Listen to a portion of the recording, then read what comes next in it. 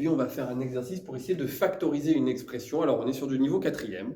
L'idée, c'est factoriser l'expression qui est là. Alors, qu'est-ce que ça veut dire factoriser pour commencer? Factoriser, ça veut dire qu'on a ici une addition et qu'on aimerait finalement transformer cette addition et avoir un produit. Donc, on aimerait transformer cette addition en multiplication. Voilà un petit peu l'idée. Alors ici, pour le faire, on va essayer de voir qu'est-ce qu'il y a en commun entre nos deux termes. Est-ce qu'il n'y a pas des choses en commun dans nos différents termes ici? Dans 35AB et dans 20BC, est-ce que je ne vois pas des choses apparaître en commun? Alors immédiatement, tu dis, bah oui, il y a le B. Donc je vais le souligner. Il y a effectivement le B, donc on a très envie de factoriser par B.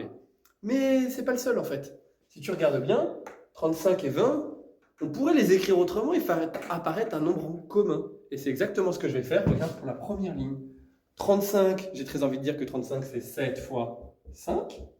Je recopie le AB. Et 20, j'ai très envie de dire que c'est 4 fois 5. Et là, je me rends compte d'une chose, c'est qu'effectivement, il y a le B en commun.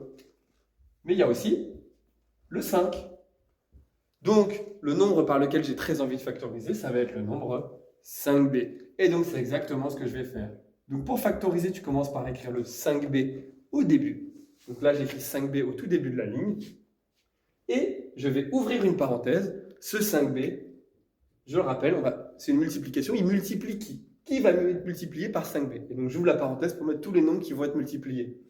5B, il multiplie 7 et il multiplie A. Donc, je recopie 7A. Ici, il se trouve qu'il y a un plus. On ne va pas s'embêter, on va simplement recopier le signe. C'est un plus. Et là, 5B qui multiplie est multiplié par 5B. Il y a le 4 et il y a le C. Donc, on va simplement recopier 4C. Et là, si tu regardes bien, tout à l'heure, les priorités faisaient qu'on devait terminer par l'addition. Donc, on était en train de faire une somme. Alors que maintenant, les priorités, il faut qu'on doit terminer le calcul par la multiplication. On a donc un produit. On a donc bien transformé notre somme en produit. On vient de factoriser.